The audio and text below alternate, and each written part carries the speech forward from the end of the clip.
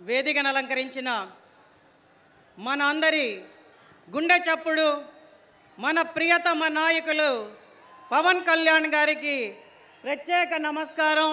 జయకేతనం సభ వేదిక మీద నుంచి, అలాగే వేదికను అలంకరించిన మిగిలిన పెద్దలందరికీ, వేదిక ముందున్న 2 రాష్ట్రాల జన సైనికులకి, వీర మహిళలకి ప్రత్యేక ధన్యవాదాలు.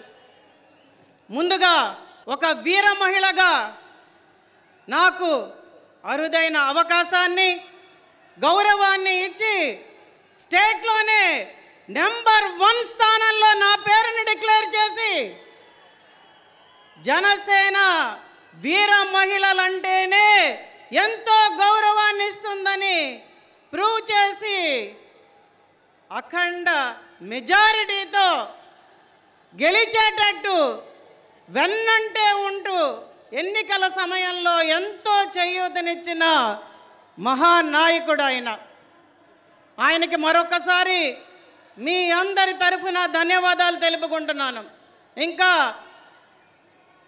నెల్లిమర్ల నియోజకవర్గంలో జనసేన గెలవదు, ఆవిడ రాదు అని అందరూ అంటుంటే ప్రపంచ నలుమూలల నుంచి జన సైనికులందరూ స్పందించి గెలవాలి, గెలిచి తీరాలి అని నా వెంటే నడుస్తూ అందరూ వచ్చి తమ ఓటు హక్కుని వినియోగించుకున్నందుకు మీ అందరికీ సభావేదిక మీదుగా ఇంకొకసారి ధన్యవాదాలు. ఇందాకలే సభా ప్రాంగణంలో శేఖరన్ అబ్బాయి కనిపించాడు. మాది నెల్లిమర్ల కాదమ్మా, కానీ మా వీధిలో 20 మంది ఉంటే వాళ్ళందరినీ బస్సు పెట్టి పంపించి మరీ మీకు ఓటు చేయించానని చెప్పాడు.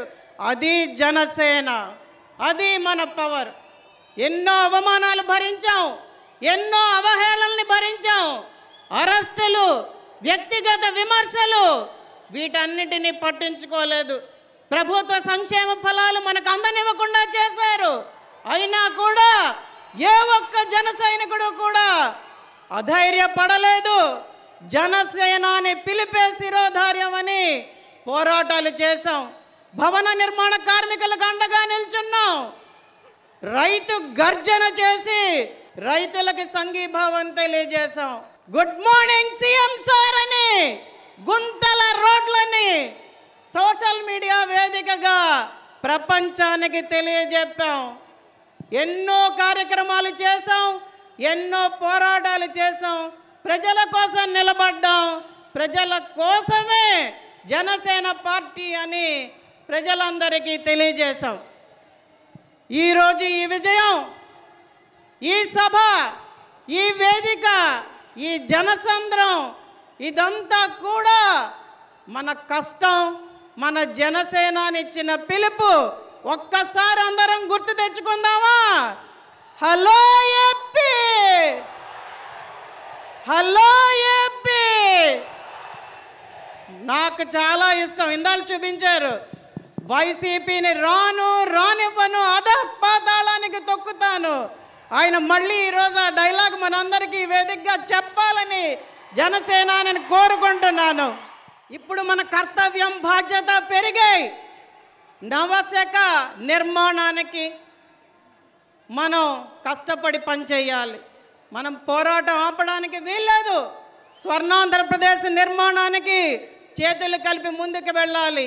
ప్రతి ఒక్కరిని పార్టీలోకి ఆహ్వానించాలి. అందరం కలిసి అన్నదమ్ములుగా ముందుకెళ్ళాలి.